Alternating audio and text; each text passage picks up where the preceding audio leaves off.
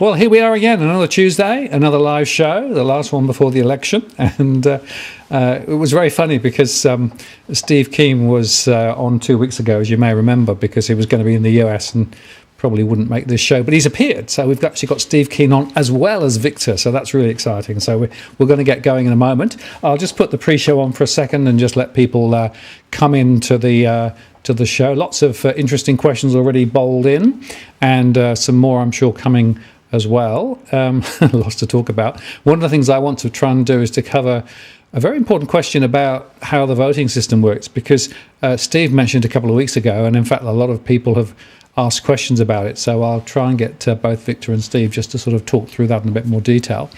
And lots of other questions, Jerome Powell extended for a second term. Well, that was interesting. Some of the Democrats didn't vote for him, so that was fascinating too, but that's quite good. And of course there's all the housing stuff with ScoMo. We might touch on that perhaps with Steve in tow for a little while. Not for the whole show, I don't think, but for a little while. And so it goes on. So plenty to talk about. So before I do anything else, though, we have to do this. There we go, the doggy cam. The doggy cam is in and working. You've got Luna the far end and Meteor the near end. And any of you who heard my ABC radio interview on Radio National the other day will have know that the dogs actually intervened halfway through. They were basically expressing their very unsatisfactory opinion relating to ScoMo's housing policy. That was very funny, and I was able to work it. And I was able to work it into the into the commentary, so that was quite funny. Anyway, so without further ado, let me run the intro, and then we'll get started formally. So stand by.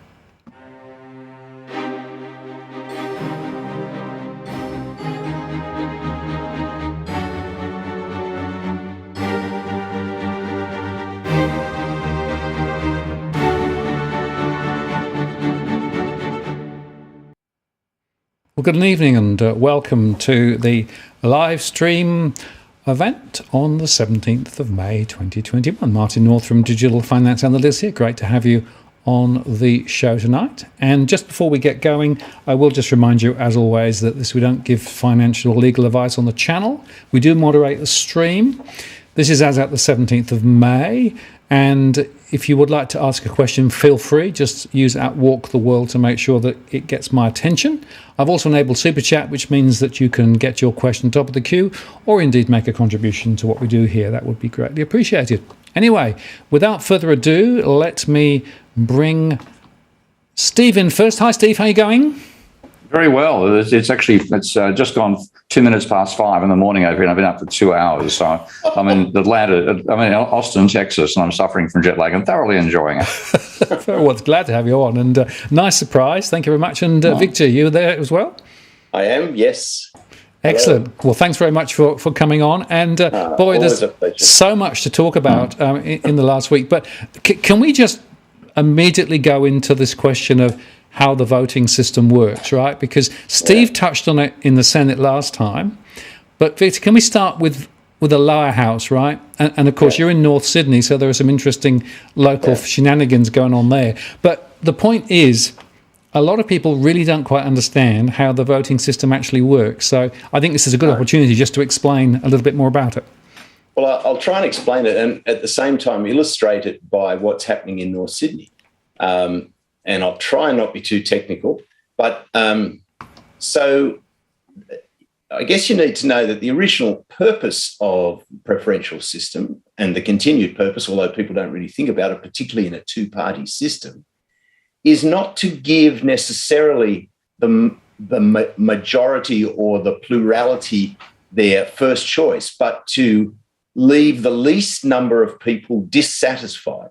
In other words, you might have a candidate that scores relatively low, but ends up winning the election. But there are a large number of people who, whilst that candidate wasn't their first choice, are reasonably content because, let's say, it's their second choice or maybe their third choice out of, like we have in North Sydney at the moment, 10 candidates. Now, having said that, the way the system works is you get what's called the primary vote. So you count everybody's number one, where they got number one. That gives them their primary vote. and then you rank them from 1 to 10. And the candidate who comes 10th, they are eliminated, first of all, and their second preference goes to whoever they gave their second preference to, and that adds to their votes. Then you eliminate number 9 and number 8 and so on. Now, in North Sydney, we've got this fascinating situation where you had what was, an ultra-safe Liberal seat where the Liberal candidate would win without the need to go to preferences. He'd get 53 or 54% of the vote. That's Trent Zimmerman, the incumbent. Now, depending on the polls you look at, and some of them are very dodgy and some of them are more appropriate and accurate, but in all probability, Zimmerman will be down to not much more than 30%, or let's say 35% if he does really well. Now, he's under challenge from a very well-funded Holmes of Court independent, a highly qualified Labor candidate, and hopefully myself. Now, let me postulate a situation, and this could, I'm not saying this is going to happen, but this could happen. My feeling at the moment is that Zimmerman will get 30-something come first. The independent will get something over 20, 22, 23 come second. The Labor candidate will get around 20 or just under 20 come third. I will come fourth with about 13, 14, 15% of the vote, something like that. The Greens will not do well for a bunch of reasons that we don't need to discuss now, but will get about 10%, and then that leaves 7 or 8% for Palmer, One Nation, and a whole bunch of other parties. Now, for various reasons, which I also won't go into because it would take too long, I've been lucky enough to have the benefit of the preferencing of not only Labor and Liberal, but Palmer United and the Liberal Democrats. And this is due to central casting and has nothing to do with me or the local candidate or anything else. So here's the scenario. I could come fourth with, say, 14% of the vote. I would get, and let's say the Greens come fifth. Now, the Greens have actually preferenced the independent, but statistics tell us that very little more than 10% of Greens voters vote according to the recommended preference. The upshot is that a lot of them will vote for me, and they've said that. So I think the Palmer United, the Liberal Democrats, and the Greens preferences could get me over Labor and put me in third place. And because I've got the Labor preferences, they could get me over the independent and put me in second place. And then it would be between Zimmerman and myself, and would depend on the preferences of the independent. She doesn't actually recommend preferences, so we don't know how that would go. But there's every possibility that I would get a sufficient number to put me over Zimmerman and win the seat with 14% of the vote. And that is exactly the way, in a big field where there's a lot of close competition, that's what the preferential system was designed to do, to disappoint the least number of people. Because, okay, I only had 14% who want me as their first preference, but something like 40-something% who want me as their second. Now, but I'm absolutely sure if that did happen, that there would be an outcry that the system had failed us because somebody with 14% of the primary vote had won the seat. So you can see that it's kind of a unique and fascinating situation that comes about because the two-party system is no longer all there is. In many seats, and North Sydney's one of them, there's at least one other real feasible candidate, and sometimes 2 and 3. So all before us. I hope that made some sense anyway. Yeah. But the question then, Victor, is, so if you were voting in North Sydney, right, it's very important to go through the sequence and put the right numbers down, right? Not just throw a 1 at something, right? Oh, yeah. You throw a 1 at something, then it's an informal vote. Doesn't count. You have to number every... And we have this funny situation that the independent doesn't recommend, because how to vote cards are just recommendations, of course. People are entitled to preference as they see fit. Yes. But the independent doesn't even recommend them. They say, well, I'm an independent, I'm not going to recommend anybody. So what they do is they put one against the independent's name and then question marks in all the other boxes. And it's quite comical on the booth that the poor old volunteers for the independent have to say to every punter that comes through, please number every box. The question marks don't mean you have to put a question mark there. But of course, people will. There will be people who will put one or more question marks in the other boxes and render the thing invalid. Absolutely. So, and that's really important. And again, Steve sort of touched on this, and I had quite a few people afterwards say, "Oh, didn't know that." So the level of understanding as to how to vote effectively is a bit of a worry, really.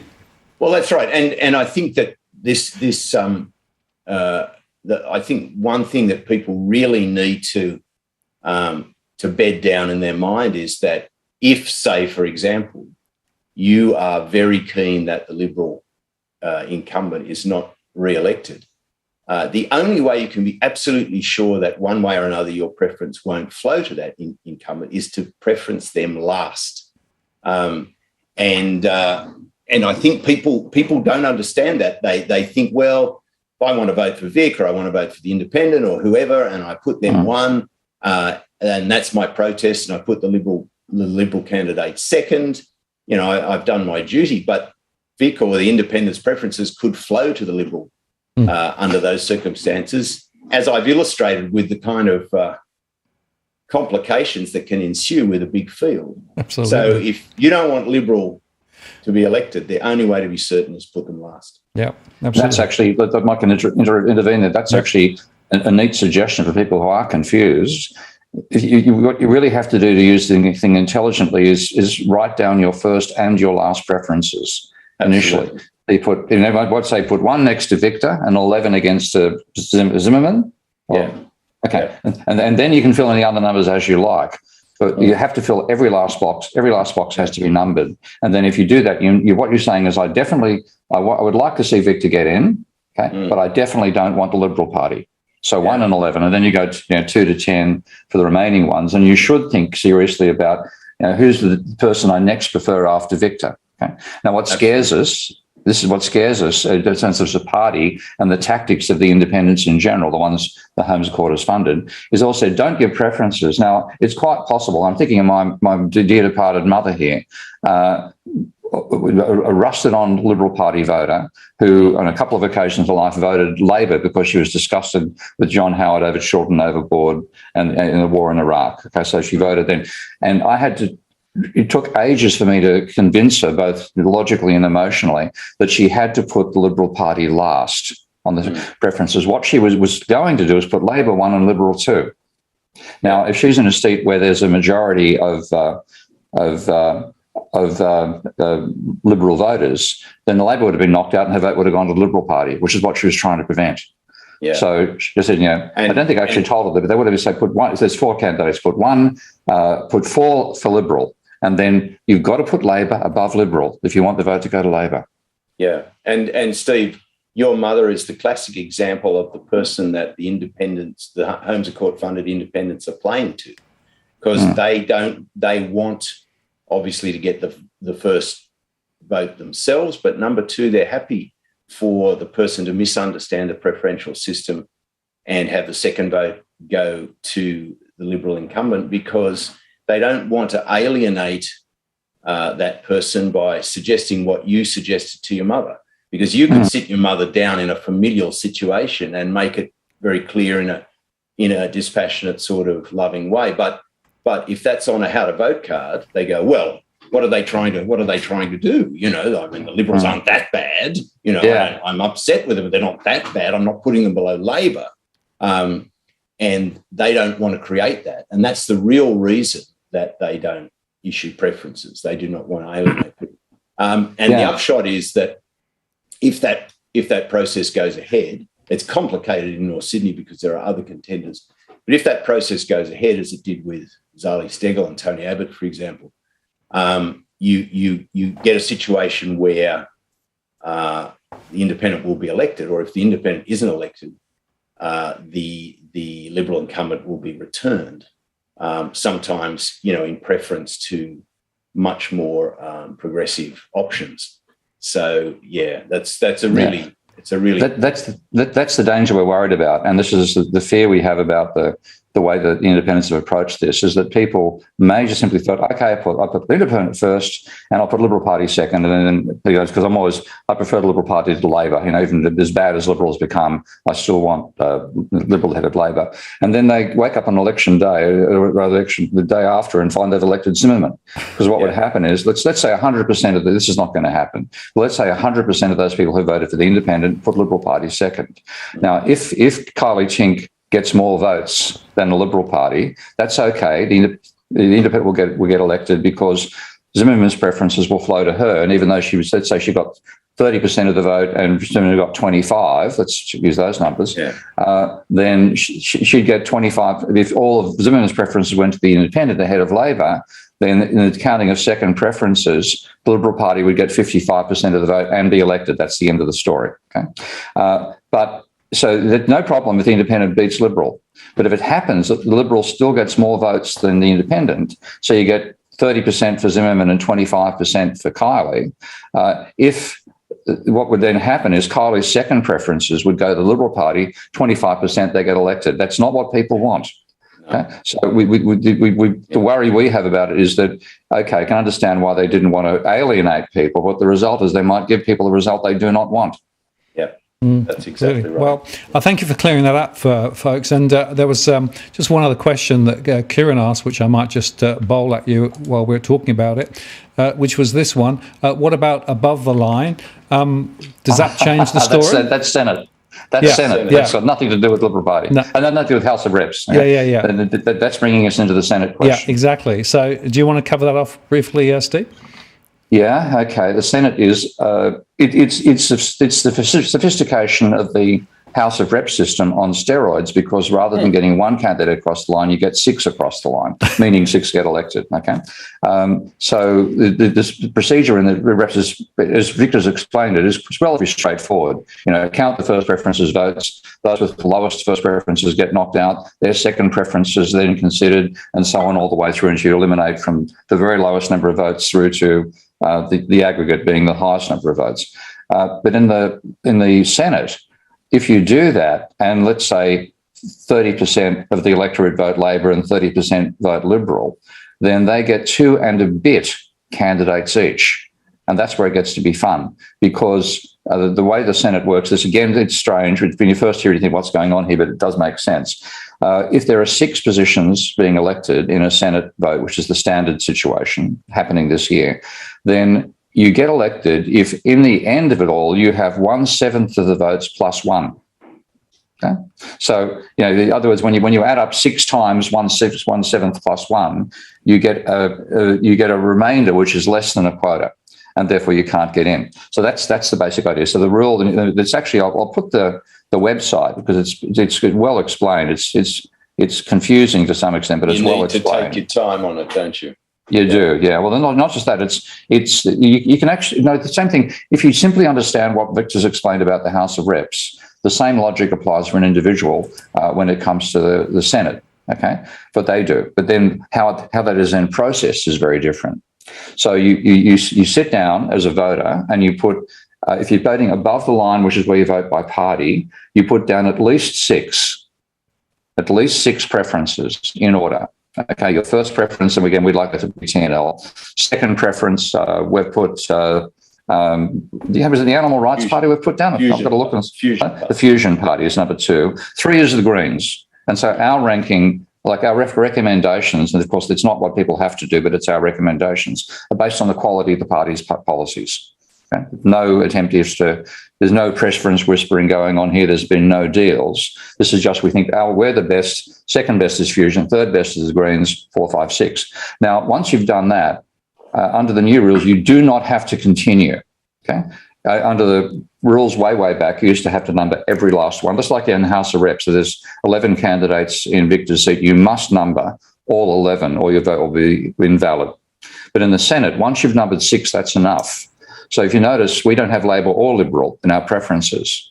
And what would happen is, and this is something I know people are worried about, and this is why I want to explain slightly more complicated. If you don't like our preferences, this is what you should do to still give us your first preference, and then get a vote directed to the party you'd like to have elected, if that party is Labor or even Liberal. Okay, we don't want it, but if that's what you want to do, you can work it out. So ultimately, your final preferences go to the Liberal Party. Yeah.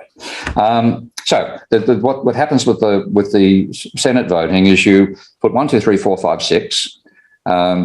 You can go 7 out to 23 if you want to, and that way, if you do number the whole lot, then you know that your vote will ultimately be allocated to one of the people you voted for above number 23, one of the parties. But if you don't go beyond the 6 that are necessary, then your vote gets exhausted.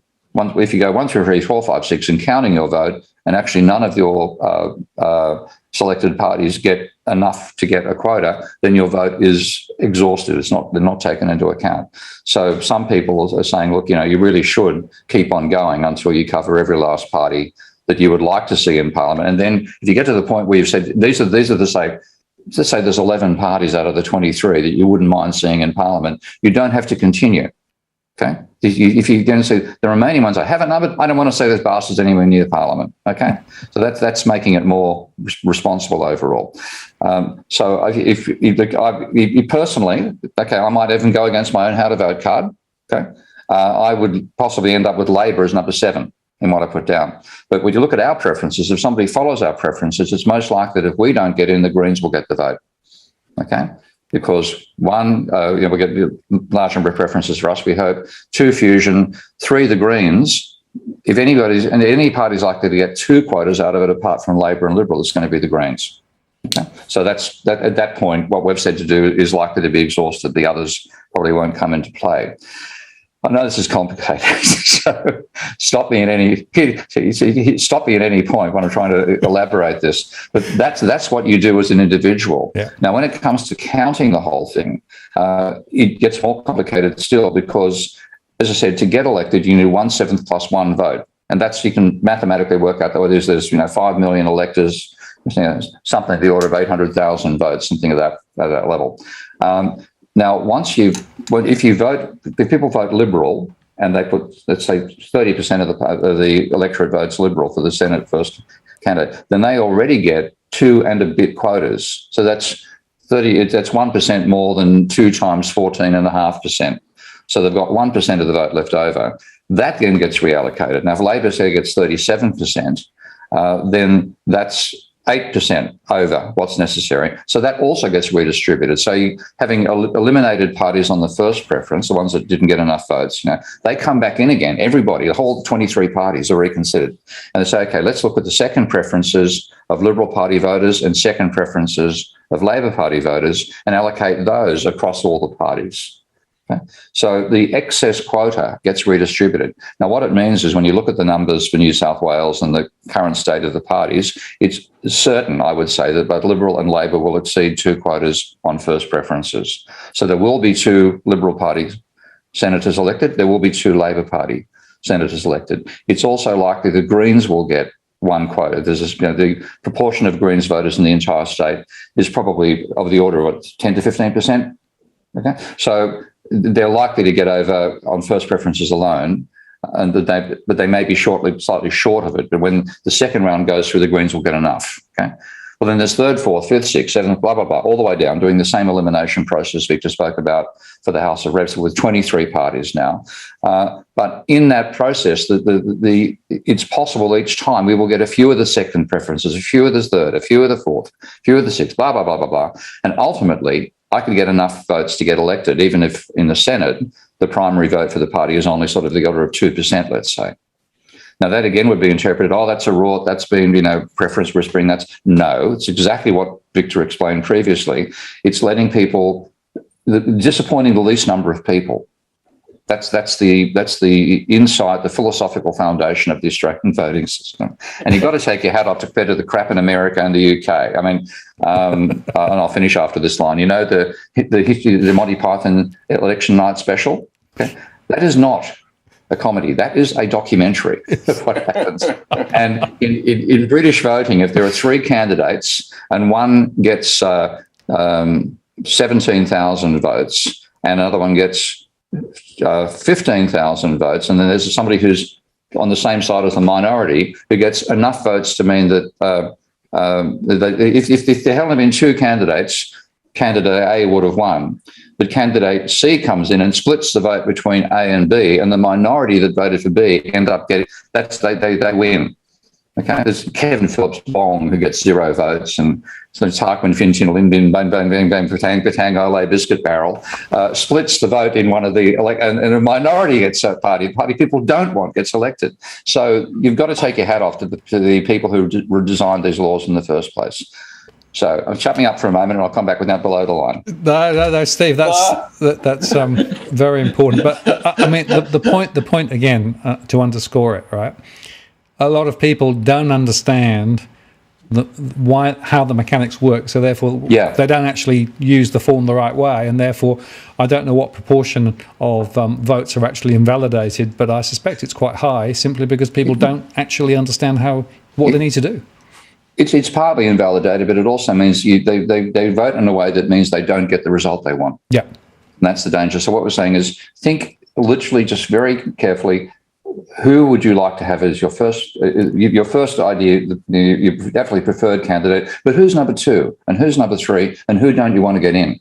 Yeah. Now, in the House of Reps, you must number all of those. But in the Senate, what you can do is say, well, I definitely want TNL, I'd like to get them in. But if they don't get it, I'd like Fusion. If they don't get it, I'd like the Greens, and down you go. But at the end of it, I want it to go to Labor. So you would put, say, number 6 if you wanted to Labor, or number 7. And then, the exhaustive process will stop at Labor, but Liberals don't get a look in. Okay? So the way you do the Senate is sort of look at which parties do I simply not want to be in the Senate, don't number them. Yeah. Okay. But the other ones, which ones would I like? Number them in the sequence of your own personal preferences for them. And then the Senate system will very intelligently go through and diligently make sure that the smallest number of people are disappointed by the outcome. Absolutely. And my strategy has always been to work out which ones I definitely don't want to appear at all, right? Get rid of those first. And then what I've got left, then I'll sort of... It. Yeah, but that's a very weird way of thinking about how to solve the problem. But it works very well. I mean, and this is something which is common in Australia and New Zealand. And New Zealand has an even more sophisticated system called the Hare-Clark system, and so does Tasmania, and I think also the ACT. They actually apply the same system as the Senate and the House of Reps. Yep. So you have multiple candidates selected per a regional electorate, which is actually more effective representation in many ways anyway. And you therefore get a better expression. It's not just Labor versus Liberal. It's, you could have a House of Reps seat that ends up having, 2 Labor, 2 Liberal, 3 Green, and one Brindle. So it's a very, very fair system. Australia is far in advance of America or the UK in how it handles that. I want to put Liberal below last, but the ballot paper isn't long enough. That's quite a good comment. Very good. Well, okay, I think we've done that to death. But I thought it was really, really important, right? Because, as I said last time when you spoke about it, Steve, a lot of people really didn't understand. But I want to just, before you disappear, I want to talk about one other thing. ScoMo, of course, as part of his launch, bowled another, housing strategy, housing policy, whatever you call it, housing bribe, housing rort. Housing rort. I've done a number of radio and television interviews about this in recent days, basically saying, it's going to put prices up, it's not going to solve anything. Naturally, it's even worse because you're basically debilitating superannuation in the process. Anything else to add to that? Well, it's both parties. The expression that I borrow from David Bowie's song, they're putting out fire with gasoline. Okay, yes. They're trying to damp the bubble by throwing fuel on the bubble. So in the case of the Labor Party policy, which is, we'll pay 40% of the price, you can pay 60%. That means the money that people have saved and borrowed to buy a house now inflates 60% of the house price, and the other 40% is created by the government. That's going to pump house prices another 40% up, because if you borrowed $1 million to buy a house, before the Labor policy, then you'd pay $1 million for it. So the price is $1 million. But now, if you go with the Labor policy, you pay $1 million. They add another 400,000. You pay 1.4 million for the bloody thing, and it just puts up the prices even further.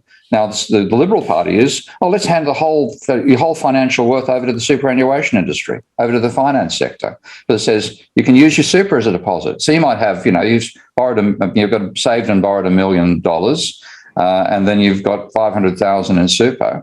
So you pay 1.5 million for the house. Your super's down to zero.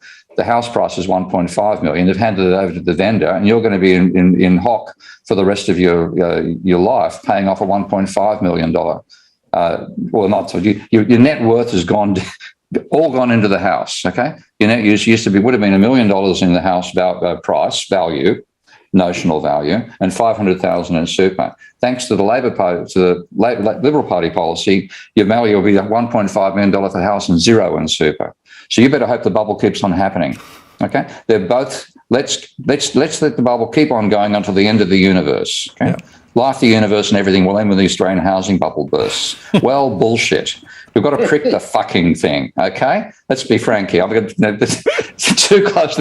We want to prick the bubble, but prick it in such a way that people's equity in their homes, not their houses. I'm not talking landlords here. The house you actually own and live in, your equity will be maintained. So we wanted to use what we call a monetary reset. And everybody gets, and I'm going to use a round number here, so if any journalist wants to rip into this, go right ahead. I'll come back and say it's a round number, $100,000 per adult. We mentioned a two-person family, 200,000. The monetary reset requires them to pay their debt off. So if they have a debt of $800,000 for a house, they have to reduce that to $600,000. So the monetary reset reduces their debt by 200,000. And we're going to try as well to bring house prices down by 200,000. What if you lost? Nothing. Okay, your equity in the house remains constant. You used to owe. They say the house was $1 million and your debt was 800,000, so your equity was 200,000. We go through this process. We give you 200,000. We also cause house prices to fall by changing how banks are allowed to lend for housing. House price falls to 800. You owe 600. What's your equity? $200,000. But in fact, you now have a shorter time until you've paid your debt off. Because rather than having to pay off 800,000 over X years, you're now paying 600,000 over X years. Even though your equity has remained constant, you're actually better off as a homeowner. No, you're not going to happen. You'll have no debt and be happy. That's what we're aiming for, Jeff. Now, at the same time, if you're a renter, then you get 200,000. This is the first, a couple of renters, two renters. This is the first time any parties put forward a policy which benefits renters. Now, what we do to stop that causing an inflationary takeoff on the economy, we could say, and this is our policy at the moment, that if you have no debt, then you have to buy $200,000 worth of bonds off the banks, which will buy the bonds that are involved in the whole financial operation of the monetary reset. And therefore, we hope we're going to restore normal interest rates, so bonds will go back to 3% interest. So you're going to get 3% on 200,000 coming out of this, which is a bit over $100 a week. So the impact of our policy benefits renters, and it's the very first policy ever put forward that benefits renters. It's intended to bring house prices down, but to do it in such a way that homeowners don't suffer. Landlords, you might have a problem. But the other interesting observation you made, I think when you talk about the modelling, it actually gives an economic kick to the economy as well, doesn't it? Yeah, it does. What you're doing is you're fundamentally increasing liquidity of people who spend more rapidly. You're taking money out of the finance sector, where the people in the finance sector exchange money all the time amongst themselves, and it takes forever to turn up in the real economy. So if you take money away from the finance sector and put it into, as the American expression, from Wall Street to Main Street spends faster on goods produced by Main Street, and the economy gets a boost. And so it actually would stimulate the economy, reduce the private debt level, reduce the debt burden, enable normal interest rates to come back again rather than the zero crap we have at the moment, and get us away from this fetish of having no government debt. Because when you have no government debt, you have no government-created money. And this is what leads to financial crises. So we're saying the real problem in a capitalist economy is too much private debt, not too much government debt. And government debt is not really debt. Long explanation. I explained that on my website on the money creation thing for keenforthesenate.com. I won't necessarily go into that here, but there would be a beneficial policy for the economy and get us away from just forever inflating the housing bubble. Yeah, absolutely. And, I've said a few times and I'll say it again, the only party that I have seen that's got a strategic thought as to how to deal with housing is the TNL, right? Everybody else is just doing the same old again, or trying to sort of stick more string and elastoplast and stuff around the edge to sort of keep the bubble a little bit, constrained or a little bit bigger. But strategically, none of that's going to work. The only way to actually solve this is to take a strategic U-turn and do something different, which is why I think the policy is really very interesting. Thank you. Okay. Now, there's quite a few different things going on in the chat. But, Victor, one of the questions I wanted to chat with you about was paddling. Paddling. Okay. Which is a sort of a way into the little video that you made. I thought I might play it. I thought I might play it now. In case there are people who haven't actually seen it, this is actually worth a watch. And just for Victor and Steve, you won't hear the sound, but you'll see the vision. And I'll come back when I've played it. So this is I'm going to play it now. Hi, I'm Victor Kline. I'm leader of TNL, and we have a policy for net zero emissions by 2030 to stop the rising waters. If we wait another 20 or 30 years like Liberal, Labor and the Independent want, we'll be in deep water. So if you live in the federal seat of North Sydney and you care about real action on climate change, vote 1 Victor Kline. Before it's... Now, I have to say, Victor, well done. That was quite brilliant. Where did you get the idea from, and what was it like to actually have to perform it? Well, my longtime friend and campaign manager, Steve Hopley, who is amongst other things, the founder of the Sydney Shakespeare Company, a brilliant writer and stage director. He wrote the script, he directed me in the water, and he filmed it on my phone. and it was a lot of fun. I was actually in the water for 2.5 hours. Oh, my God. Yeah. Well, we had a lot of takes to get it right. And this was down at Balmoral. And if you know Balmoral, there's a huge sort of multi-restaurant complex up on the promenade. And as we were walking, dripping across the beach, this guy came down and said, "Oh, look, I hope you don't think I'm rude, but we're all up there in the restaurant glued to the window watching you for the last 2 hours, and we just wondered what the hell you were doing." And I said, "Well, we're making a film to highlight the dangers of climate change." And he said, "Oh, well, good on you, and I'll go back and tell everybody in the restaurant I was the delegate sent down to find out what was happening." But it was fun, and I didn't get cold for some reason. It was like my suit became a wet suit. Fun. Kept me warm somehow. But quite fascinating. Really. What was the dry cleaning bill? The dry cleaning was a normal dry cleaning bill. I took it to my dry cleaner. I said, I've been in salt water for 2.5 hours. He said, I can fix. And he did. So. It's wonderful. Yeah, and it's worth saying, of course, that it got a show on Gruen. It did. Well, it did. And I had no idea that was going to happen. I was just at home doing something, and I got about 12 text messages at the same time saying, "You're on Gruen." What the hell are you talking about? I'm not on Gruen. I'm in my bedroom, Anyway, yeah.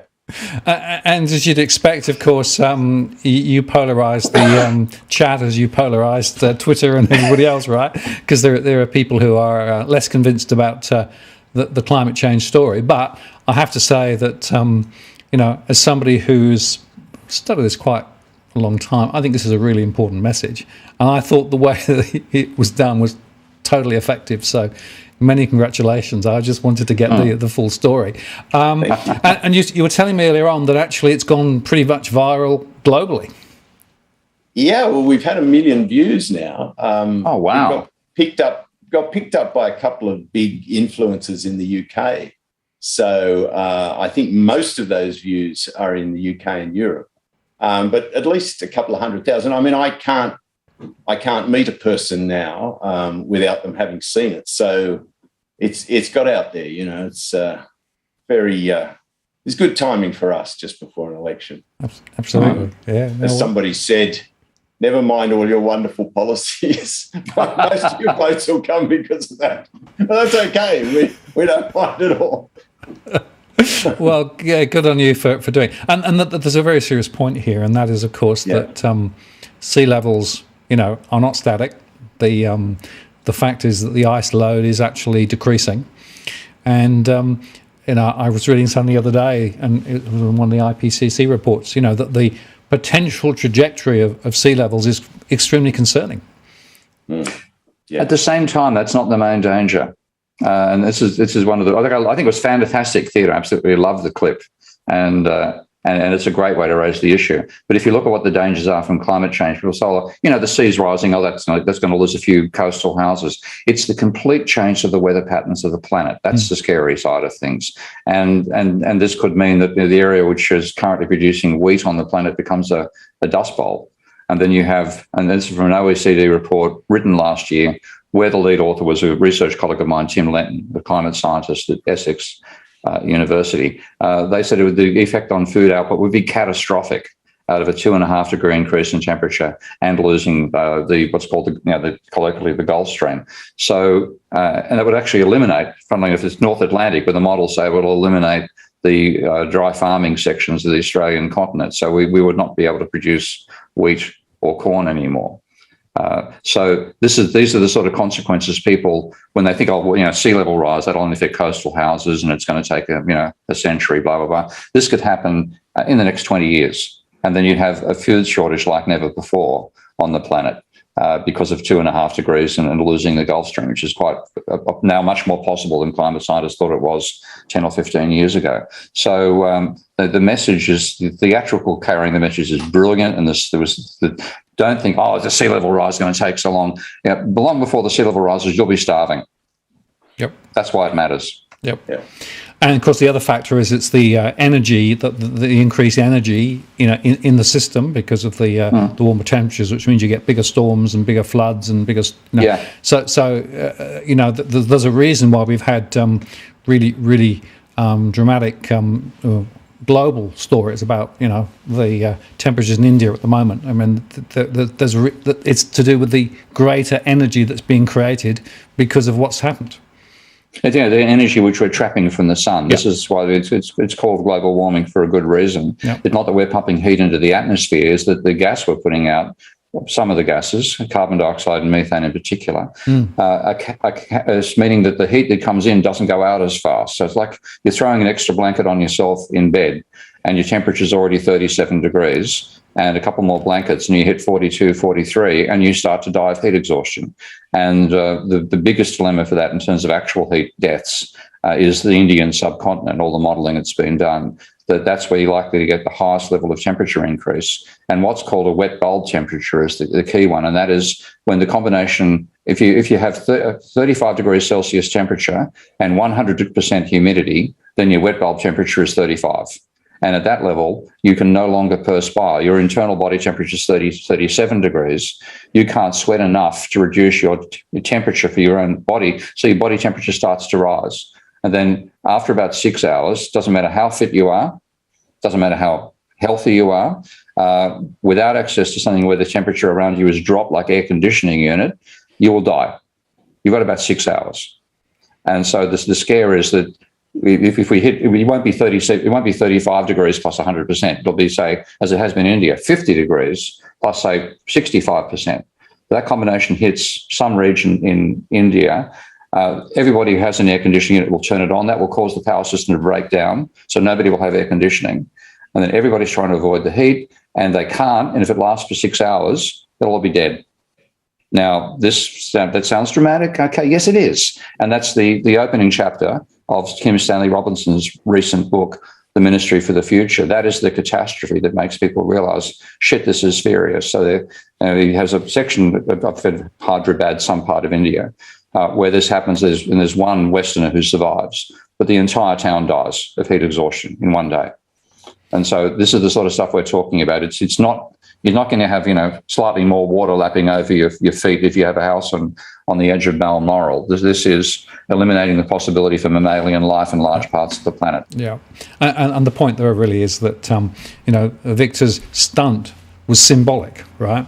Yeah, absolutely. And it's a great symbol. Yeah, and that's the point. So, because I've had a few people in the chat say, well, we don't want to see that amount of water rise, Somebody's saying, well, I've got a property in Tasmania and, oops, let me just put that one up. Should I be worried? Should I sell sort of thing? Prove it that I should sell. Well, irrelevant. That's not quite the point, is it? No, that's on the scale of misunderstanding the preferential voting system. Yeah. But the point is that symbolism, right, is a way of trying to make a bigger point, and that's the bigger point is the one you just made, Steve. That's really what I want to underscore. And so and again, I'm going to have to just disappear shortly, by the way, guys, because it's actually early in the morning here, and I'm about to go off and grab a Tesla and drive from Austin, Texas, to Boca Chica and check out Elon Musk's Starbase. It's my little present to myself, finding myself over here, having done an interview yesterday with Lex Friedman at his request at this date. So I had to leave. This is a chance to meet a huge audience through Lex's remarkable interviews, and I had that interview yesterday. So now I'm giving myself a treat of a couple of days of being a techno geek and checking out the Gigafactory in Texas, in Austin, and then driving down to see the rockets at Starbase. Brilliant. Well, you have a lovely time. It is quite amazing what's gone on down there in the world of tech and space. It's quite remarkable. So I hope you enjoy it. And Steve, I really appreciate your coming on tonight and being part of the show. That was a lovely surprise. So thank you very much. I'll head off and have breakfast at 6 I will, mate. Indeed, and we can talk about it at the North Sydney Hotel. Did we mention that?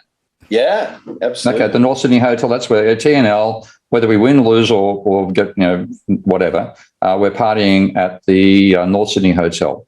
Free drinks for anyone wearing the TNL T-shirt too. That's right. Yeah. So I'm going to have to dig mine out of my luggage and have it there, because I get back at 7:00 in the morning on election day. I've got to grab some leaflets to go vote for me leaflets, which are going to feel ridiculous, and go to Hurstville, my other old suburb, and hand out there. That gives you an hour's campaigning before the polls open. Oh, yeah, sure. I think I'm being picked up by Jean-Pierre. I'm not sure who it is, but one of they're going to grab me and then take me to where they've got the leaflets printed out for me. So I'll get the leaflets in a sandwich board, and then I'll go and do this as best I can until jet lag hits, and then I'll probably head off to North Sydney and beach to the pub. We'll roll you into the pub. Okay, guys. Lovely to chat. See you, Steve. And, take care. See you on the 21st. Good luck. Okay. Bye. Bye. All right, so Victor, it's just you and I now, but that was great to have Steve on to cover those points. Now, one of the other issues I wanted to chat with you about was the whole question of truth and trust in politics.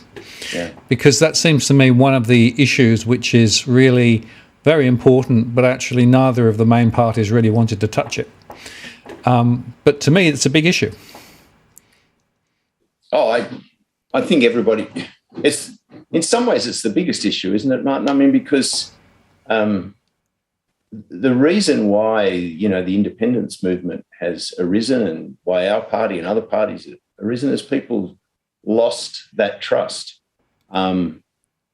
They were getting demoralised by never hearing the truth and having to vote for their least worst option. And the major parties don't want to talk about it.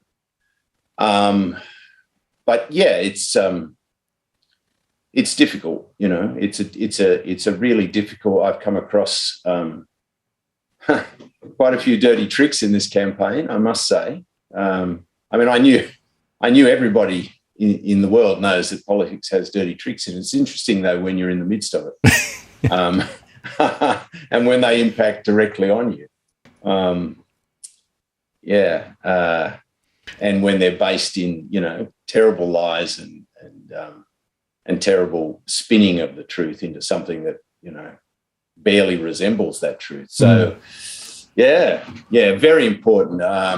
There's a wonderful, on SBS now, by the way, a wonderful Icelandic political show. I wish I could remember the name of it, but there aren't too many Icelandic political shows on SBS, so it's probably reasonably easy to find, where the whole theme is about truth and trust. But I think that's the question across the globe, isn't it? It's not just Australia.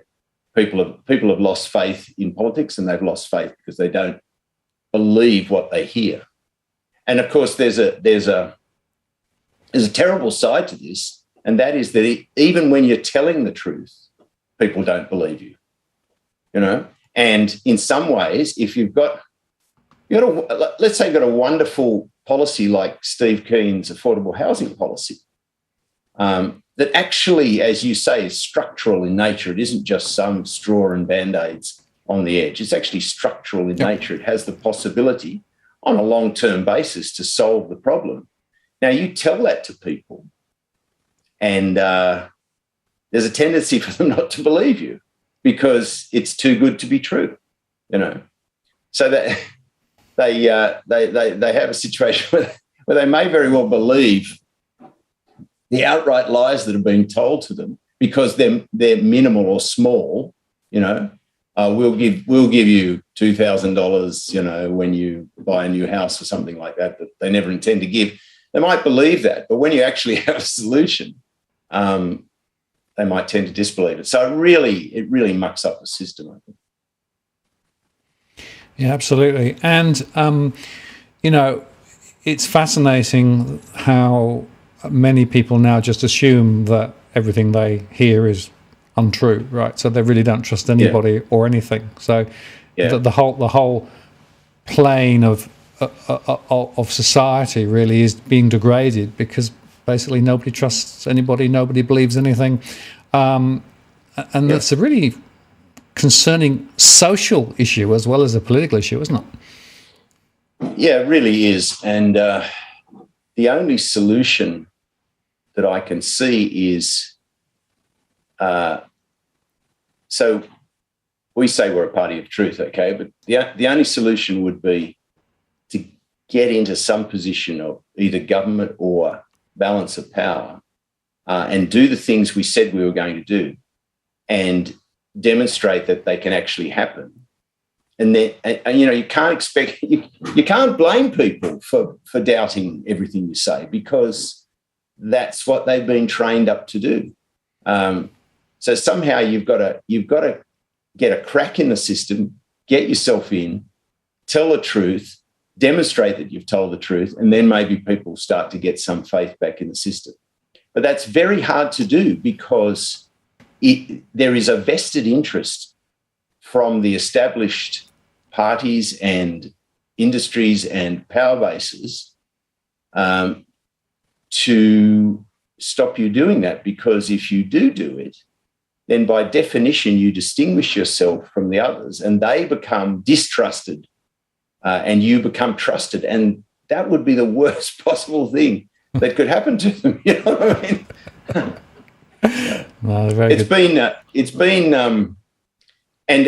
It's fascinating to by the way, and it's kind of tangential, but it's fascinating to watch the two-party system under threat. We've had a number of debates in the North Sydney electorate. Various organisations have arranged debates, or meet the candidates, they usually call them. And of course, the Liberal and Labor candidates attack one another reasonably regularly. But when it comes to the question of how the structure of politics should be, they suddenly become the best of buddies in saying that, the country's security rests more firmly in the two-party system. It's quite funny seeing their animosity melt into a kind of mutual smoochiness, when we're talking about how a possible big crossbench. And it's very interesting, isn't it, that those two major parties both are saying precisely the same thing. Oh, it's going to create problems. We need strong government. That means we can't have all of these, fractional elements. But in fact, there is probably an alternative line of argument that says, well, both major parties have failed because they're basically dancing the same tune and not actually a tune that necessarily benefits, the majority of people. We want something different, and actually a more fractured structure gives the opportunity for a different game. Absolutely, and I mean they definitely ignore the fact that many European countries work under a multi-party system where they are required to always form. The Scandinavian countries, for example, they're always required to form some type of coalition. And of course, people make the point that we've been governed by a coalition for a long time, anyway, so it's not a good argument. I think one of the funniest things that I constantly hear in these debates from one or other of the Labor or Liberal candidate, there was a wonderful person called Ted Mack, who was the mayor of North Sydney and was the only person in the last 120 years who wasn't a Liberal elected to the seat of North Sydney. He had 2 terms as an independent mayor. And one or other of the major candidates will quote Ted Mack in saying that he spent 6 years in Parliament and achieved bugger all. They quote that to indicate how useless it is to have independence in Parliament. But of course, the reason he achieved bugger all is that the 2 parties made damn sure that he couldn't achieve anything. But if you have, as could quite possibly be the case, 16 to 18 people in the crossbench, then they can't do that to you. They've got to dance to your tune. They've got to do things for the actual benefit of the populace. Yep. I've taken to quoting a lot in these debates. What I see as the darkest moment in Australian politics in the last 30 or 40 years. And it's really saying something because there's been some terrible things like children overboard and bushfires and, COVID and the whole. But the darkest moment for me personally, because of its symbolism, we were talking about symbolism before, was when it was suggested prior to the handing down of the budget, was suggested to Treasurer Frydenberg that he should take into account the welfare of the Australian people in formulating that budget. And his response was to laugh. Now that's desperately black and macabre to me. That the very thing government is supposed to do, i.e. take into account the welfare of the Australian people, caused the treasurer of the nation to laugh. It was a real giveaway that we're in the business of businesses, as one right-wing journalist calls government. We're not the business of looking after the welfare of the Australian people. Yeah. Don't make me laugh, But that's a really important point, because it comes back to me to a fundamental question, which is, what is society for? Yeah. Right? Yeah. And it seems to me to be, if I can sort of draw 2 quick pictures, there is one model of society where basically the fundamental outcome is supporting businesses, and you've got all the worker bees basically who are cannon fodder to enable the businesses to create and grow more and become ever more dominant, right? And there's another model of society that says, no, actually, the purpose of society is to make the world better for everybody, and to improve the well-being and life of individuals and communities. And businesses might help with that or not, but they're part of the surrounding supporting mechanism, all right, and politics too.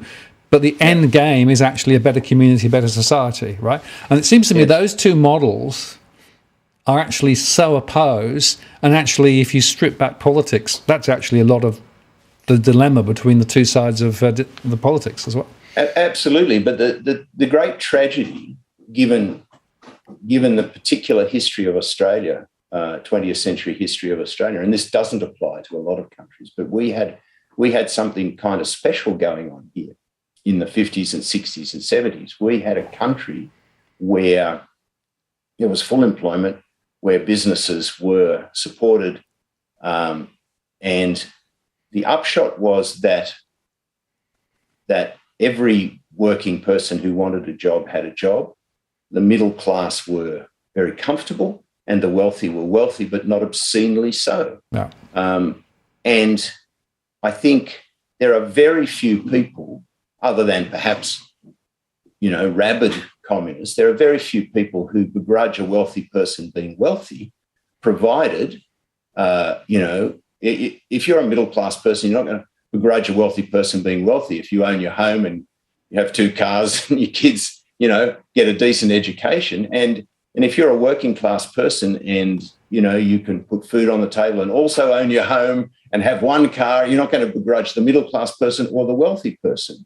But unfortunately, people have this tendency to go to extremes, largely, I think, often out of fear. If those workers get a $10 wage rise, we'll be destroyed. If we have to pay those cotton picking slaves, then the whole cotton industry will go down the drain.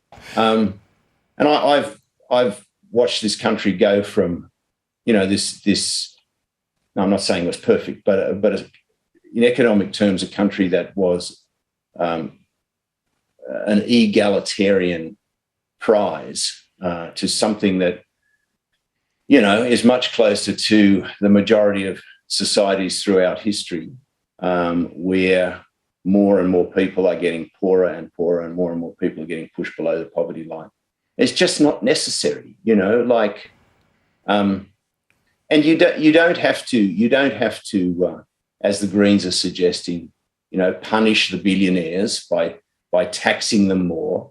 If you understand the nature of a sovereign government and what it can do in terms of money creation and investment in society, you can say, well, look, you've got your money, good luck to you, however you got it, you can keep it, but we're not going to tolerate this gig society anymore. We're not going to tolerate this situation where people can't make a living. We're not going to tolerate this situation where people can't afford to buy their houses. We as a government will invest in that. And if you billionaires can't become squillionaires, well, I'm sure you'll cope. I think there's a divisiveness. There's a class divisiveness that's grown up in what was once an egalitarian country, and it saddens me. And one of the saddest things when we're talking about telling the truth is you can tell young people that it is possible to get back to the sea. I can describe, for example, the kind of country I lived in, and can tell them that we can get back to that. And they really find it difficult to believe because they've not known it. That's the trouble when the inequities go on for too long. People forget the state of affairs that existed before. So that's the challenge for people who want to make a difference and get the economic situation back to the way it was. Yeah, and I think you make a really important point, because it's the old parable of the frog in the pan, isn't it? You turn it up slowly and Absolutely. You don't notice it, and then you look around and think, hang on a moment, I've lost a few freedoms there. Things I could do, I can't do anymore. But then the next generation who comes along says, well, that's the way it is. There's no other way. And then the next generation moves a bit further. And so if you're not careful, over a period of a few generations, you can completely degrade the fundamental beliefs and freedoms that were there, which is why I sort of come back to my question about, well, what's society for in the first place, right? Because there is a fundamental point, it seems to me, that if we aren't... Go on. Sorry. Yeah, and you're quite right, but we don't discuss that question, do we? We don't. Or anything like it. I mean, I seriously cannot watch the leaders' debates because they're talking at the level of infants, and worse than that, they're not even talking, they're arguing. They're bickering at the level of infants. Give them a rattle each and they can bang each other over the head with the rattle, and we'll put a playpen around them, It was pretty much a contentless campaign, wasn't it? I mean, it was just little bickering, as you say, around the edge. But none of those more philosophical questions, which I think should have been there, were actually explored, which is disgraceful, really. Yeah, and I really think that the journalists, the Australian journalists, needs to take up the cudgel there. Just conduct interviews like you're conducting, where you ask big questions. There's nothing wrong with asking big questions. It's not It's not embarrassing. It's not going. It's not. There's this idea that the Australian punter is so stupid that if you ask a big question, they'll be all just sort of confused and frightened and everything. But if you take aside any citizen in this country, whatever their level of education, and you start talking to them about what is the purpose of a society, they'll have an opinion on that, and they will have thought about that. Yep. Now, they may have thought about it in a different way than you have, but they will have thought about it. Nobody's going to be scandalised if a journalist asks the sort of questions that you ask, and politicians answer them. Hopefully we can get that going again. Well, I think we need to, because it's a big problem insofar that once you start arguing what society is for, that then takes you to a series of priorities, right? Because you will invest more in X rather than Y, and you'll do this and you won't do that, right? So there are consequences for that decision, right? Yeah. Whereas if you go up the other way and say, well, I've got this policy and I'm going to do this, without any of that overarching architecture, either it doesn't exist at all, or worse, there is an implicit assumption of how society works and what society is for. Yeah, and that's right. That's never exposed. That's never exposed. Yeah, absolutely right. And you touched on the media, and in fact, Kieran made this point a little while ago, talking about the Murdoch media has a lot to do with perhaps some of the shenanigans that's going on. But interestingly, you had quite a lot of exposure on the Murdoch media, right? Yeah, we were talking about this off air, weren't we? And it's one of the I've struck many ironies in this campaign and in the preceding 2 years, but I think this is the greatest irony. So we have two policies, two parts of our broader media policy that you can put side by side.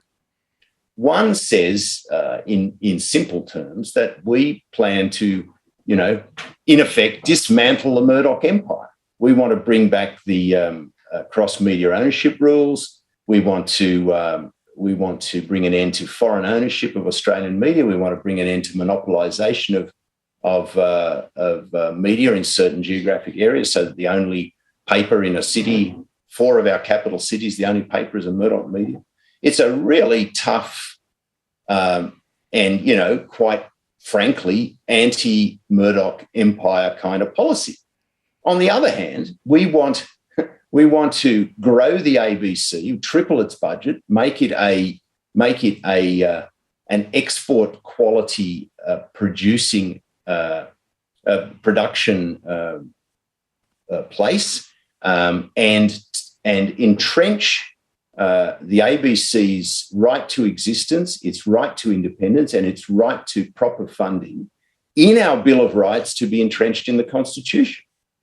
Now, you'd think under those circumstances that if anybody was going to be favourable to TNL, it would be the ABC. And if anybody wanted to have a nice crack at TNL, it would be the Murdoch press. It's been the literal exact opposite.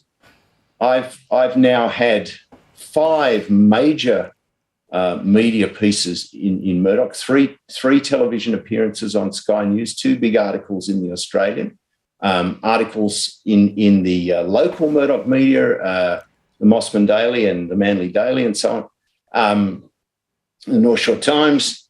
The ABC has absolutely ignored us, apart until Gruen came along, and that's kind of slightly different. It's not a political show. It just so happened that we had an advertisement that tickled their fancy. Now, I find this astonishing, and it's astonishing because, why is Murdoch being kind to us, and why is the ABC, who would benefit from our policies, being so obdurate? And I say obdurate because if you go onto Twitter any day of the week, you'll see some ABC journalist is advertising that they're going to have Barnaby Joyce on again or something like that, and 100 people will jump on Twitter and say, "Why don't you have TNL? Why don't you have Steve Keen? Why don't you have Vic Kline?" They've got things to say, but they remain unmoved by that. I don't know. It's one day we'll work out why all this is happening. but right now it's quite funny. That's all I can say. No, it certainly is. And I have to say, watching the media circus when the pollies are out doing their little walk around or their little exercises, icing cakes or whatever it is that ScoMo does, right? Trying to shake somebody's hand. I know. But the quality of the questioning from the media is, it's pretty disgusting. And in fact, my read is that most of the time they're just basically swallowing whatever's being thrown out. There's very little, other than gotcha moments, which really doesn't help anybody, right? There's no real exposure of real issues. So the whole thing is just degraded, and it's more and more, in my experience, to the US way of campaigning, which is less and less beneficial, because basically, why bother? Why bother watching it? Why bother, in fact, going through the process, right? Yeah, absolutely. Now, there's another interesting question that came in a little while ago from Mediocre YouTube Comments, lovely name for a title. Need a big crossbench to keep the purchased parties honest. They are both moving closer towards one another in a concerning way. They even receive equal donations from the same places. Now, that's an interesting observation. Certainly, I know that, for example, the mining and finance sectors donate to both big parties, I guess, for influence. But what's your reaction to that sort of statement? Do you think that's right? It absolutely nails it, in my opinion. Yeah. And the upshot is that the policies are quite indistinguishable. I mean, when you start enumerating them, and there are many more than I can think of off the top of my head, but the two parties voted unanimously together to block the Murdoch Royal Commission. They voted unanimously together to weaken donation laws so that they can get now donations from,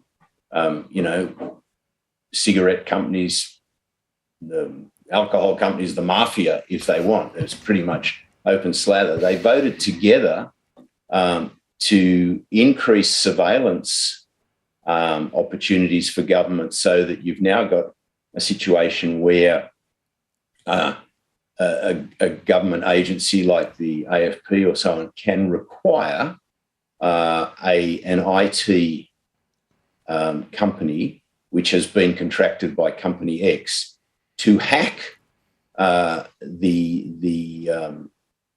computers of Company X and give the results to the government. In other words, to do down the people that are employing them, and do that in secret. They've got together to pass ridiculous laws aimed at eliminating large numbers of small and emerging political parties from the political scene. And my favourite, of course, they've got together to vote unanimously to have to give the Minister for Immigration absolute power to send back a proven refugee to their death if she or he so sees fit. And if for whatever reason, in some cases, the country won't take them, then to throw that person in jail for the rest of their lives. I say this in meetings and debates, and I usually repeat it because it's so horrible that the human brain finds it very hard to take in. Someone's come to this country and have put up their hand and asked for asylum, for help. And instead of being assessed as to whether they are a refugee, and if they are a refugee, give them asylum, and if the system says you're not, then send them back. Find them to be a refugee and then either send them back to their death anyway or throw them in prison for the rest of their lives. I mean, why this level of obscene cruelty needs to exist, I don't know. But when you have both parties getting together on all that, there's no distinction between the two. And I enjoy saying that the last sliver of light between the two parties disappeared when Albanese set up in North Queensland that the Labor Party is now the party of the aspirational voter, the term used for the Liberal Party ever since Menzies, So, Yeah. Well, and of course, the track record is that when one side announces a policy, the other side says, we'll do it too, right? I mean, you saw that through the election because they didn't want to create any light between them. Yeah. So in a way, you've got this power block of two parties who superficially appear to be pulling in two different directions, but 95% of the time they're actually the same. Oh, yeah, and absolutely. And what you've hit it on the head when you say appear to be pulling in two different directions. They like to give that impression, particularly during a campaign, so that people think they've got a choice. But as the questioner said, I mean, you do need a big crossbench to break this down, and I think we will get a big crossbench. It's altogether possible to have a crossbench of somewhere between 16 and 18 after this election, made up of Homes of Court funded independents, new Green members, hopefully some of our members as well. I mean, you see it like here in North Sydney, where Trent Zimmerman is under enormous threat from at least three fronts. We've got a bunch of letters in the mail today. We voters of North Sydney, one from the Honourable John Howard, former Prime Minister of Australia, one from the ex-mayor of Willoughby, I can't remember that, but I went out on the pre-polling booths today, and there was Trent Zimmerman, but there was also Bruce Baird and Matt Keane, and I don't know if that's going to help. Any of this is going to help them, but it shows you the sort of fear that they're suffering from. In previous elections, Trent Zimmerman would, trot along to a few functions and smile and kiss some babies and stuff like that, and duly be elected. It's quite fascinating to see. It's almost a panic, It's almost a panic, and I think it's a good thing. Now, their response to that is, not surprisingly, not to think, gee, maybe we should do something innovative to try and, trump the TNL or the independents or something like that. Their natural instinct is to pull closer together and make the situation look even more like a monopoly or even a duopoly. Absolutely, and it goes right back to that funding observation from earlier on. I think one of the funny things about the funding, when you were saying that they get the same funding, they sort of do, but if you look closely, those companies, they do donate to both. They give slightly less to the Labor Party. I think I don't know what the psychology of that is. I'll leave that to the viewer to decide, but always slightly less, 200,000 to the Liberal Party, 180,000 to Labor. That's it. Absolutely, but it does show you the tyranny of power and money, right? And of course, the other point there is that they expect something in return. And if you look carefully at the mining sector and the finance sector, they actually just don't do it for the benefit of society. They do it for their own benefit, and that's part of the problem. And absolutely. And as somebody made the point the other day, I mean, it's not really even a situation, this mining company gives $1 million to the Liberal Party. They don't say, hey, listen, we're going to give you $1 million, but we expect you to do A, B, and C for us. I don't think they do that.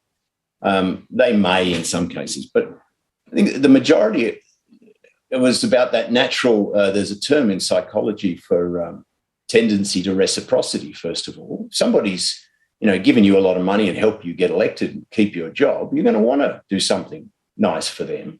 And what's more, if you want to get elected next time, you want to do it nice. You want to do something nice for them to make sure that they give you some more money next time. So it's a bit like I remember I knew the opinions editor of the Packer Empire back in the day, and I said to him, "Does Packer tell you what to write?" And he said, "No, he doesn't have to. I know what he wants me to write." And I think the politicians know what the donors want them to do. I mean, you're a donor, you're in the business of fossil fuel. You don't want to go out of business. So, the politician knows that, it's on them to keep you in business. Exactly right. Vested interest left, right and centre. Yeah. Now, there was a question a little earlier on about some of the international organisations like the World Health Organization and the World Economic Forum and Klaus Schwab. What's your perspective on, because there are some people who think that a lot of what's going on at the moment is really not necessarily locally driven bottom up, but it's almost sort of top down being imposed. And then they sort of point to Schwab saying, you'll own nothing and be happy, all those sorts of things, right? And I suppose I've always got this conspiracy versus cock-up theory of history. I tend to go to the cock-up theory of history rather than the conspiracy theory of history because it's damn hard to make anything happen locally, let alone globally. Yeah, what's your perspective on all of that? I would agree. I think, like everything else, it's a bit of both. But, since I've been deeply involved in Australian politics, I really do see the major drivers of what people do and why they do it. When I say people, I mean the politicians as being domestic. Sure, they might take into account what Biden and Johnson want, and so they chuck the French submarines overboard and get the new submarines. Yeah, sure, there's going to be that stuff. But pretty much all the decisions they make are about how to service their benefactors. And that's very much, it's an international issue insofar as some of the benefactors are multinational companies, I guess. But that's kind of different from the foreign political pressure. I think most of it's very domestic. Yeah, and the fact is, of course, there's common thinking in multiple countries. Another example, right, is central bank policy, right? So, for a number of years, everyone was taking rates lower and doing quantitative easing. Now, you can either say, well, somebody at the centre said that's going to be the policy for the next 5 years, or it's actually everybody making decisions but based within a certain philosophical environment that they're all exposed to, and therefore they're making the similar decisions. They're all looking at each other and saying, well, they're doing it, so I'll do it, right? Absolutely. It's got to be that. It's you don't need a conspiracy. It's fashion. It's a desire not to be left out of the club. You can take any profession, if you like, the profession of lawyers that I'm in, and you'll find that, everything from how you phrase your latest argument in court to what sort of, tie you wear is all because you look out of your peripheral vision and you check out what other people are saying and what sort of tie they're wearing, and everybody does it at the same time. And within 2 days, everybody's got the same spotted tie, and the same, if it pleased the court, blah, blah, blah. So, I think the profession of central banking is going to be exactly the same. Yeah, absolutely. And Frost21 said, well, does the cock-up theory versus conspiracy theory make a difference? Because basically you end up in the same place, right? I mean, look at the inflation problem. That's true. That is absolutely true. But the way you solve or try and solve those issues will be different, because if you really think somebody's pulling all the strings at the centre, then that's a very different model to say, no, actually, some of the thinking that we've got and some of the way we're doing things need to change, which I agree is probably right. And, of course, the Andrew Bailey at the Bank of England made the comment, I think, quite worryingly overnight when he was giving evidence to Parliament in the UK that he's really concerned about inflation, food prices, and the fact that many countries, not just Western countries, but, developing countries will have huge issues because of the inflation pressures and the lack of food and things. So there are some really big issues out there. Yeah. And I guess the question is, how well are we equipped locally or globally to tackle them, not them? And it's interesting that there was a recent comment from the leader of the IMF saying we're very bad at doing multiple things at once. Right. Yeah. We all chase the COVID issue for a bit, and then we chase the Ukraine issue for a bit, and then we have to actually keep multiple balls in the air at the same time, and that seems quite difficult. Yeah, that's right. And I think, in terms of what's at the root of this, at least for our country, Steve Keen often makes the point that we are now 82nd in the world in manufacturing capability, below, I think Zimbabwe is 81 and Gabon is 80. We, for example, we couldn't even manufacture masks when COVID came. So when you're totally dependent on importing everything and you create your so-called wealth in your country by digging holes in the ground and pumping more air into the housing bubble, then, when something interrupts your supply chain and so on, like COVID for 2 years, then, it's supply and demand and the prices go up.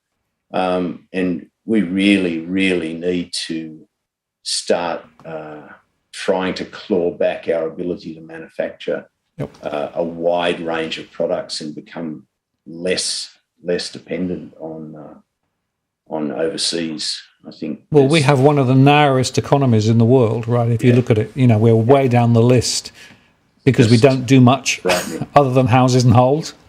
It's just frightening, and I just can't help putting in here, and I shouldn't be kicking Trent Zimmerman too much, but in one of the debates, I was making this point about how we're below Gabon in manufacturing capability, and in his response, he said, "Well, I don't really see why Victor's praising Gabon so much." I think kind of totally missed the point, but anyway.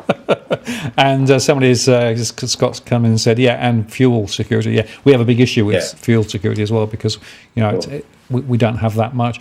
Now there was one last question, which is slightly tangential but actually quite important, and that's to do with the question of bail-in. Now, I don't know whether you're across bail-in, but of course there is in the world, in various Western countries, right, there's a risk potentially of banks who get into difficulty get effectively access to deposits, which are seen as loans to the bank. So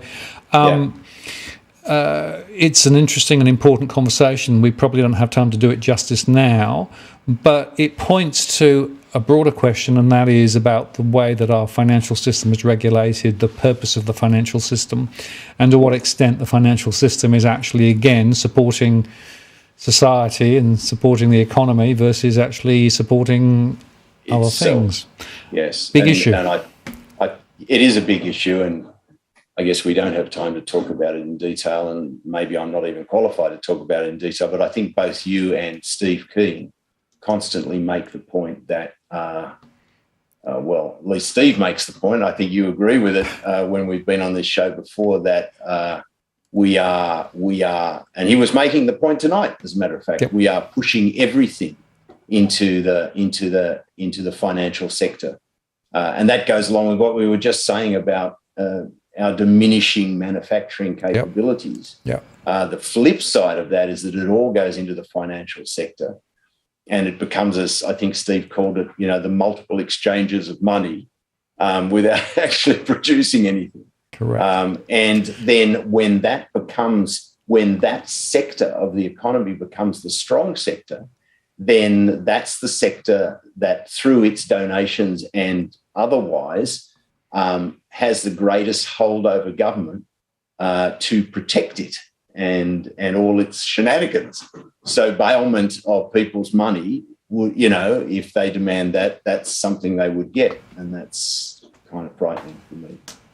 Yeah, and there's a big conversation. I'll probably do a separate show actually for those people interested on bail, and there's a few updates, and I think it's a very important conversation, particularly now with the fragility of the financial system that we've got, and the the crashing markets and the pressure on banks. But we can't really cover that in more detail here. Well, we've really come to the end of our time, Victor, but is there anything else you want to sort of highlight before we tie a bow on this conversation? Yes, I'd like to highlight the fact that if any viewers are in the the great federal seat of North Sydney, they should vote for me. Simple and straightforward, and absolutely.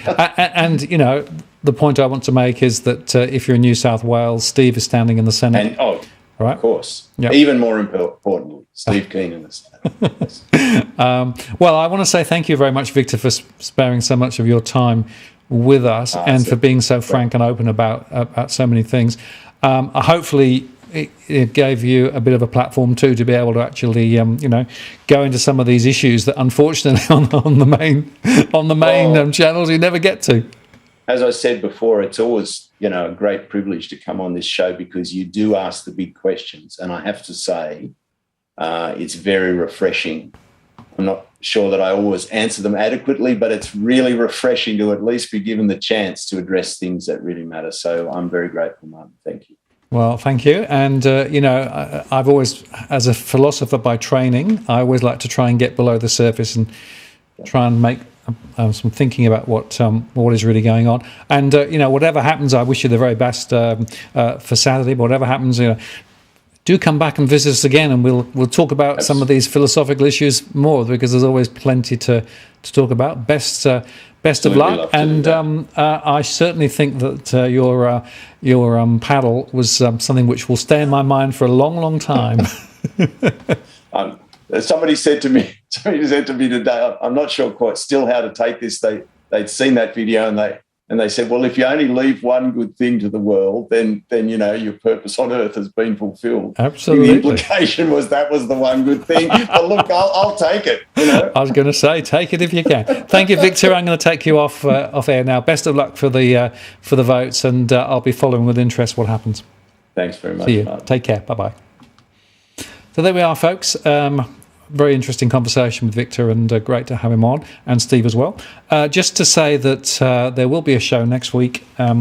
I'm going to start a series specifically relating to renting and renters and the whole question of what's going on in the rental sector. In fact, Megan Wells is coming on next week to talk with me about the renter's dilemma. I've also got Edwin lined up to talk about that as well. There's a big, big story that we're not exploring in Australia, the 2 million renting people who are in rental stress at the moment. That's way more than mortgage stress. And nobody's really spoken about this through the campaign, unfortunately. So to my mind, this is a really important topic. So I'll be spending some time over the next couple of weeks on that. And as I said, I'll also be making a show on the question of bail-in, deposit bail-in in particular, because I think that's another important conversation that we should be having. So with that, I want to say thank you very much for spending some of your evening with us. The good news is the doggy cam is still working. The dogs have hardly moved all evening, so there they are, still sound asleep. They actually aren't so politically engaged as they were the other day on when I did my radio interview, but there you go. They are still there. I'm going to take them out for a walk shortly.